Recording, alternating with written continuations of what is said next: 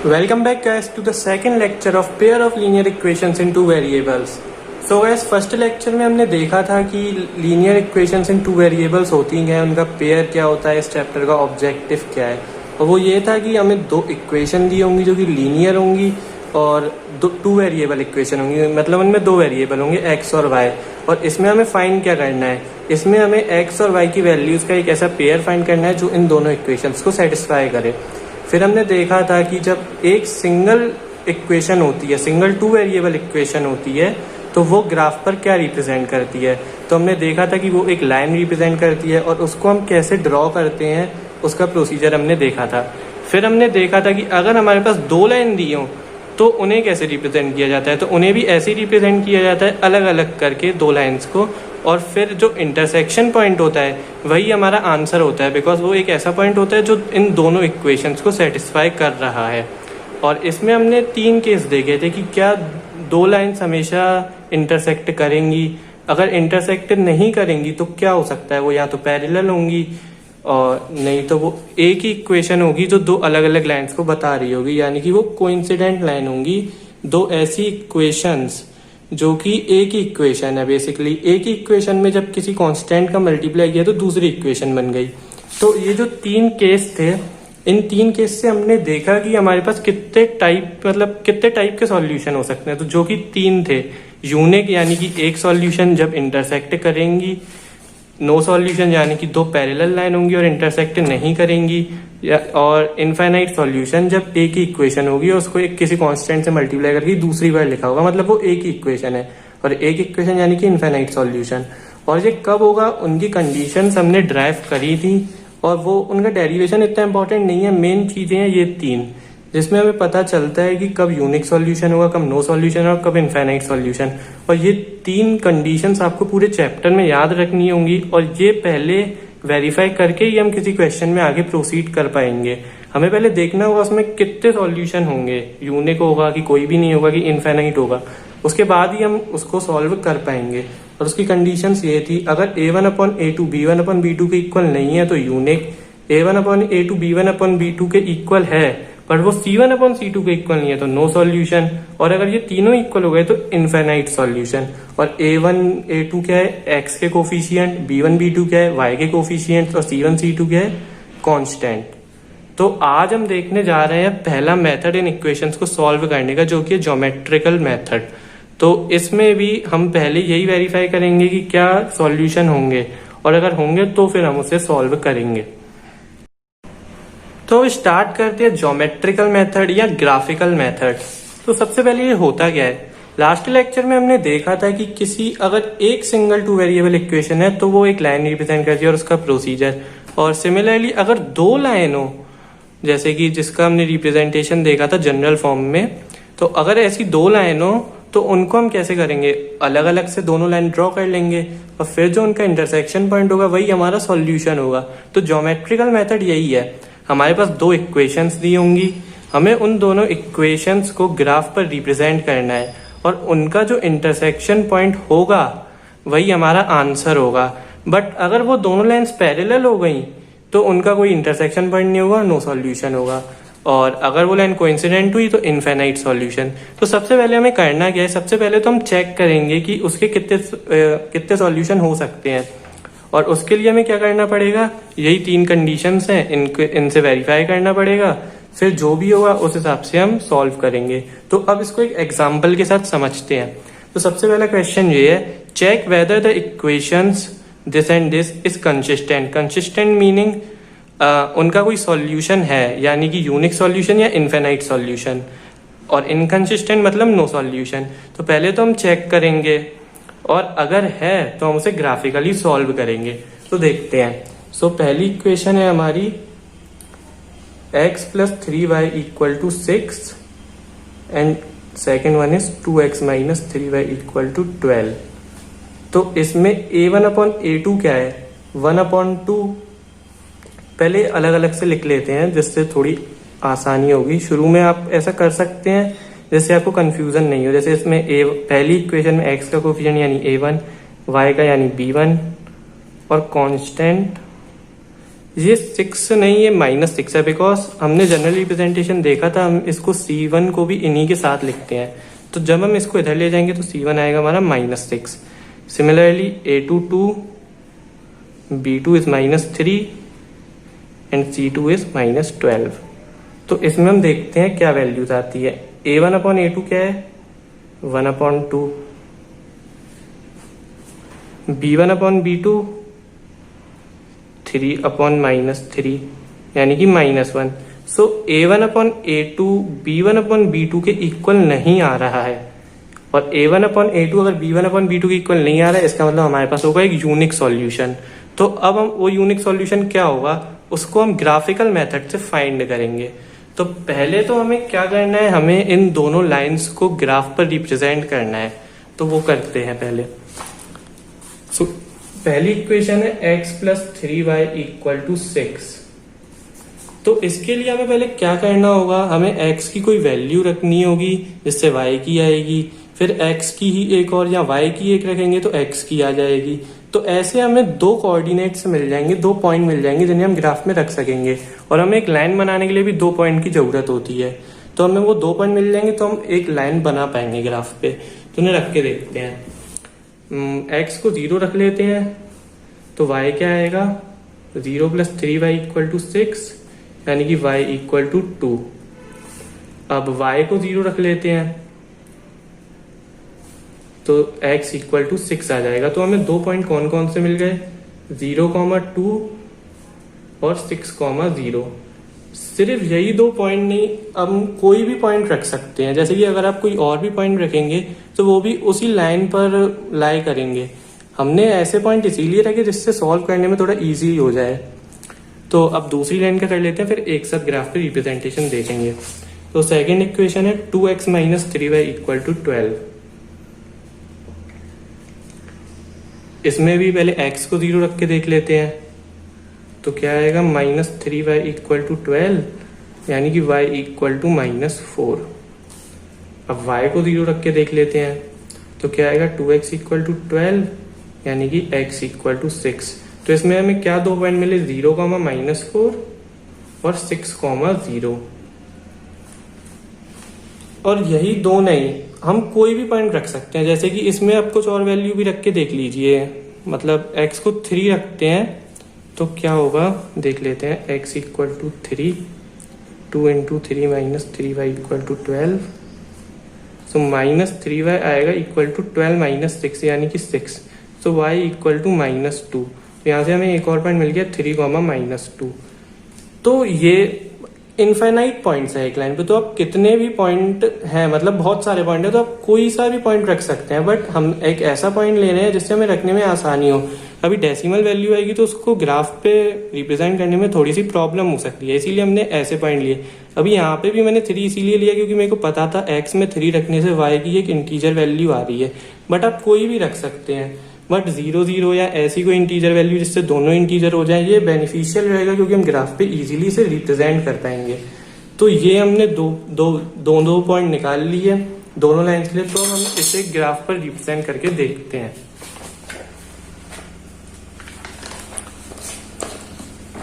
तो ये रहा हमारा ग्राफ। तो इसमें जो हमारी पहली लाइन है x + 3y = 6, उसके 2 पॉइंट है 0,2 और 6,0।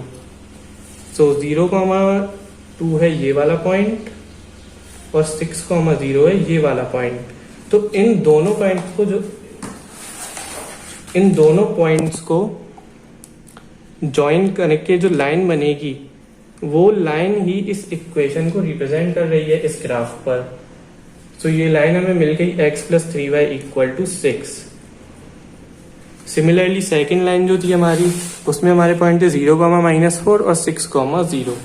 सो 0,-4 के लिए जहाँ पे कहीं -4 होगा तो ये हो गया 0,-4 और 6,0।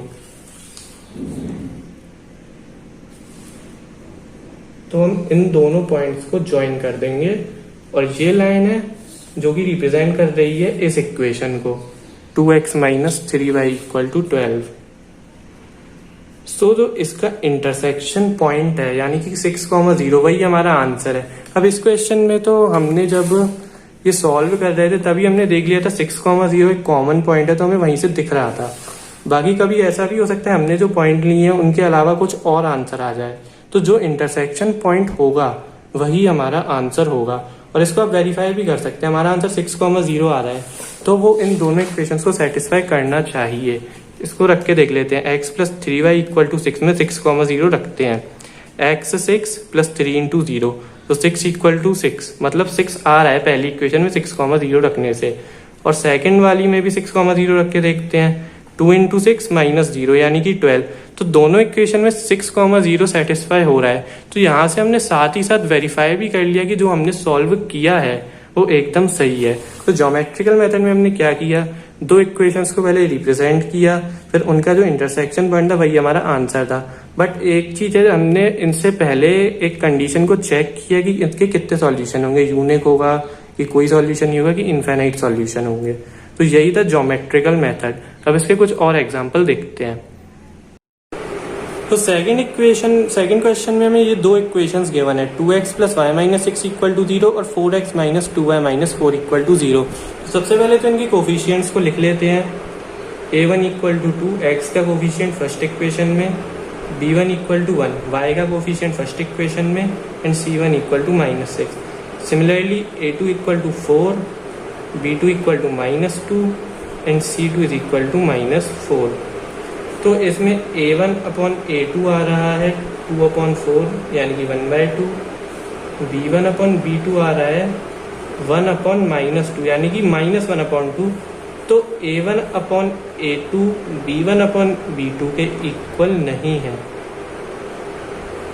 और इक्वल नहीं है तो फिर से हमारे पास क्या हुआ, यूनिक सॉल्यूशन। ये आप डायरेक्टली भी इक्वेशंस में देख के ही निकाल सकते हैं a1/a2 और b1/b2, बट स्टार्टिंग में थोड़े कन्वीनियंस के लिए मैंने ऐसे पहले लिखा और फिर किया। तो अब हमको पता चल गया कि एक यूनिक सॉल्यूशन होगा। तो अब हम इस क्वेश्चन को सॉल्व करते हैं ग्राफिकल मेथड से। सबसे पहले तो रिप्रेजेंट करते हैं इस इक्वेशन को, 2x + y - 6 = 0 को। तो इसमें हम पहले x को 0 रखते हैं। x को 0 रखेंगे तो y - 6 = 0 यानी कि y = 6। और अब y को 0 रख के देख लेते हैं। तो 2x - 6 = 0, तो जिससे आ जाएगा 2x = 6 एंड x = 3। तो इससे हमें 2 पॉइंट मिल गए, 0,6 एंड 3,0। 2 पॉइंट मिल गए तो हम इस इक्वेशन को ग्राफ पर रिप्रेजेंट कर पाएंगे। अब इस इक्वेशन के लिए देख लेते हैं। 4x - 2y - 4 = 0। तो इसमें पहले x = 0 रखते हैं तो क्या आएगा, -2y - 4 = 0, -2y = 4 और y = -2। ये एक पॉइंट। अब y को 0 रखते हैं, इससे क्या आएगा, 4x - 4 = 0, 4x = 4 एंड x = 1। तो इसके भी हमें 2 पॉइंट मिल गए। क्या मिले, 0,-2 एंड 0 एंड 1,0। तो हमें दोनों इक्वेशन को अब हम ग्राफ पर रिप्रेजेंट कर सकते हैं। तो देखते हैं। तो पहली इक्वेशन के क्या 2 पॉइंट मिले थे, 0,6 एंड 3,0। तो इनको करते हैं रिप्रेजेंट, 0,6 एंड 3,0। इन दोनों को ज्वाइन कर देते हैं।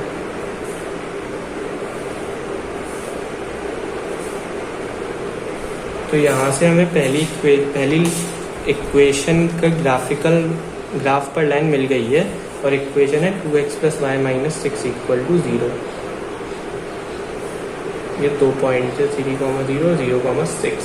अब सेकंड लाइन के लिए ऐसे ही देखते हैं क्या पॉइंट्स मिले, 0,-2 और 1,0। तो यहाँ होगा -2, 0,-2 और 1,0। तो अब इन दोनों को ज्वाइन कर लेते हैं।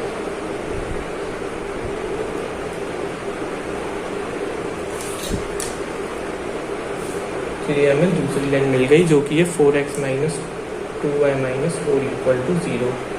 तो ये हमने दोनों लाइन को रिप्रेजेंट कर लिया। अब इनका जो इंटरसेक्शन पॉइंट है यानी कि ये पॉइंट है, ये ऑलमोस्ट नहीं एग्जैक्टली 2,2 आना चाहिए, बट थोड़ा सा एरर कर दिया है मैंने बनाने में, इसीलिए थोड़ा सा लगा रहा है। बट जब आप इसको परफेक्ट बनाएंगे तो 2,2 आएगा। अभी भी ऑलमोस्ट हमें वही दिख रहा है। तो 2,2 है इसका इंटरसेक्शन पॉइंट, ये हमें ग्राफ से पता चला बिकॉज ये दोनों लाइन ग्राफ पर 2,2 पर इंटरसेक्ट कर रही हैं। तो जो 2,2 है वही हमारा सॉल्यूशन है, 2,2 ही हमारा सॉल्यूशन है, मतलब x = 2 एंड y = 2। अब इन दोनों को मतलब x और y की वैल्यू को दोनों लाइन में रख के एक बार वेरीफाई कर लेते हैं हमारा आंसर सही है कि नहीं। 2x + y - 6 में 2,2 रखते हैं, तो 2 × 2 + 2 - 6 यानी कि 4 + 2 - 6 = 0। RHS भी 0 है, मतलब सही है। सेकेंड लाइन में रख के देख लेते हैं, 4x - 2y - 4 = 0 में 2,2, 4 × 2 - 2 × 2 -4, तो ये क्या 8 -4 -4, ये भी 0। तो मतलब 2,2 ही इसका आंसर है। ये वेरिफिकेशन है, ये सॉल्यूशन का पार्ट नहीं है। आप वेरीफाई कर सकते हैं कि आपने सही किया है कि नहीं। तो 2,2 ऐसी वैल्यू है जो इन दोनों लाइन का इंटरसेक्शन पॉइंट है, और इसका मतलब यही है कि ये दोनों इक्वेशंस को सेटिस्फाई करेगा। तो हमारा इस क्वेश्चन का आंसर हो गया 2,2। तो अब एक लास्ट क्वेश्चन और करके देख लेते हैं जिसमें हमें दो इक्वेशंस हैं, 2x - 2y - 2 = 0 और 4x - 4y - 5 = 0। सबसे पहले तो हमें कंडीशन ही चेक करनी पड़ेगी इसके कितने सॉल्यूशन होंगे। तो उसके लिए पहले कोफिशिएंट्स की वैल्यू रख लेते हैं, a1 = 2, b1 = -2 एंड c1 = -2। इसमें देखते हैं a2 = 4, b2 = -4 एंड c2 = -5। तो a1/a2 क्या आ रहा है, 2/4 यानी कि 1/2। b1/b2 क्या आ रहा है, -2/4 यानी कि 1/2। तो यहाँ पे तो a1/a2 b1/b2 के इक्वल हो गए, तो हमें c1/c2 भी चेक करके देखना पड़ेगा। c1/c2 क्या आएगा, -2/5 यानी कि 2/5। तो c1/c2 a1/a2 और b1/b2 के इक्वल नहीं है, इसका मतलब इसका क्या होगा, नो सॉल्यूशन। मतलब ग्राफ पर हमें इसका कोई भी सॉल्यूशन नहीं मिलेगा, ये दोनों इक्वेशंस की लाइन कभी इंटरसेक्ट नहीं करेंगी। तो हमें पता चल गया इसका आंसर है नो सॉल्यूशन। तो ये तो पता चल गया, हमारा क्वेश्चन यहीं पर ख़त्म हो जाता है। बट फिर भी एक बार ग्राफ पर बना के देख लेते हैं और देखते हैं कि सच में दो पैरेलल लाइंस बन रही हैं।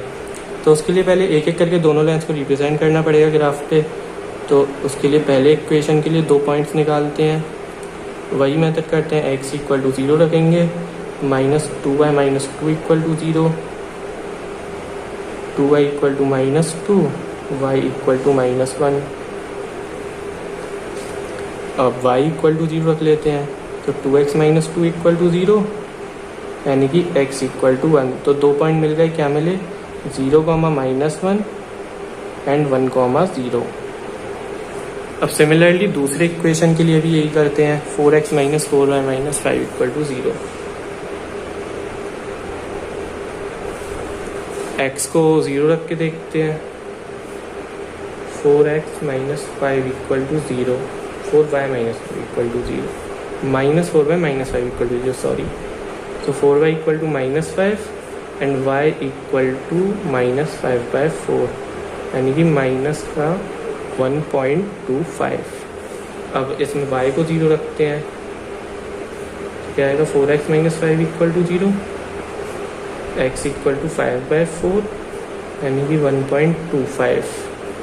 तो हमें इसके 2 पॉइंट क्या मिले, 0, -1.25 एंड 1.25, 0।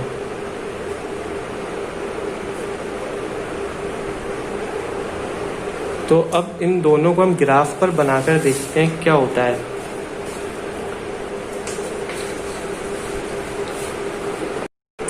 तो अब दोनों लाइंस को एक एक करके रिप्रेजेंट करके देखते हैं कि क्या होता है। तो पहली लाइन थी हमारी, इसके 2 पॉइंट मिले थे हमें, 0, -1 और 1, 0। तो 0, -1 यानी कि ये पॉइंट,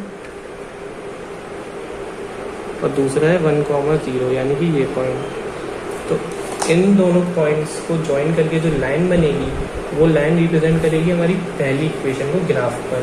पहली इक्वेशन क्या थी, 2x - 2y - 2। तो ये हमें पहली लाइन मिल चुकी है ग्राफ पर। अब दूसरी लाइन, इसके पॉइंट क्या है, 0, -1.25। तो -1.25 कहीं यहाँ पर लाया करेगा और 1.25, यानी कि कहीं यहाँ पर।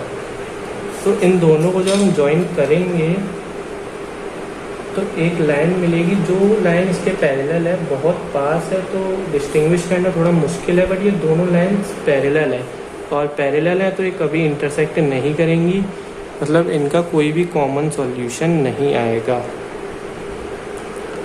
तो हमारी जो कंडीशंस है वो एकदम सही है और वो भी हमने ग्राफ से ही ड्राइव करी थी। मतलब हमें पहले कंडीशन वेरीफाई करना है और अगर वहाँ पे पता चल गया नो सॉल्यूशन है तो वहाँ पे क्वेश्चन एंड हो जाता है, उसका नो सॉल्यूशन ही रहेगा, भले आप उसको ग्राफ पर भी रिप्रेजेंट करके देख सकते हैं, उसका नो सॉल्यूशन ही रहेगा। तो यहाँ पर हमने 3 क्वेश्चन देखे, उनको ग्राफिकल मेथड से सॉल्व किया, बट ग्राफिकल मेथड हमेशा अच्छा नहीं रहता सॉल्व करने के लिए। जैसा कि आप यहाँ पे देख सकते हैं, इसके पॉइंट है 1.25 और -1.25, तो उसको रिप्रेजेंट करने में थोड़ी सी प्रॉब्लम हुई। ऐसे ही जब मानिए सॉल्यूशन ऐसा है √7, √3 या फ्रैक्शन में आए तो प्रॉब्लम हो सकती है, और ग्राफिकल मेथड से एरर होने के चांसेस भी काफ़ी ज़्यादा रहते हैं, जैसे थोड़ा सा यहाँ पर हुआ था। तो इसके लिए हमारे पास अलजेब्रिक मेथड्स हैं, जिनके बारे में मैंने आपको बताया था, एलिमिनेशन, सब्स्टिट्यूशन और क्रॉस मल्टीप्लिकेशन, जिनके बारे में हम नेक्स्ट लेक्चर में देखेंगे। तो ग्राफिकल मेथड मैंने आपको पूरा बता दिया और उसको सॉल्व करने का यही तरीका था। हमें 2 लाइंस दी होंगी, पहले तो कंडीशन चेक करनी होंगी कितने सॉल्यूशन आएंगे, फिर उसके बाद उन दोनों इक्वेशंस को ग्राफ पे रिप्रेजेंट करने के लिए 2-2 पॉइंट निकालने हैं, जैसे ये 2 पॉइंट निकालिए, ये 2 पॉइंट निकाले, फिर उसको ग्राफ पर रिप्रेजेंट कर दिया इस तरीके से, फिर वो जहाँ पर इंटरसेक्ट करी वो हमारा आंसर हो गया। तो ये था ग्राफिकल मेथड।